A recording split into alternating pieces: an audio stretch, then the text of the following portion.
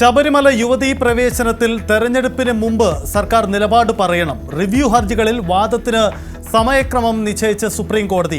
March 14-നകം കക്ഷികൾ നിലപാട് അറിയിക്കണം. ഹർജിയെ അനുകൂലിക്കുന്നവരും എതിർക്കുന്നവർക്കും 3 ദിവസം വീതം വാദം.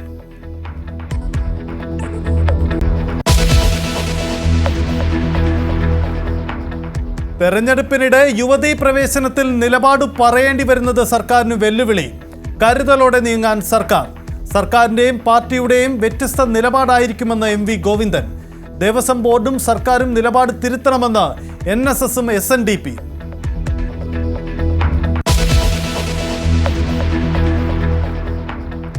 ആദ്യ ലൈംഗിക പീഡന കേസിൽ രാഹുൽ മാങ്കൂട്ടത്തിലിനെ അന്വേഷണ സംഘം ചോദ്യം ചെയ്യുന്നു.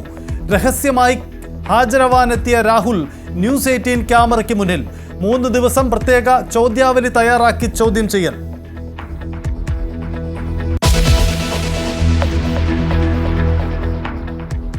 നടൻ പ്രേംകുമാറിനെ ഒപ്പം നിർത്താൻ കോൺഗ്രസ്. KC വേണുഗോപാൽ ചർച്ച നടത്തി. നിയമസഭാ തെരഞ്ഞെടുപ്പിൽ UDF സ്ഥാനാർത്ഥി ആയേക്കില്ല.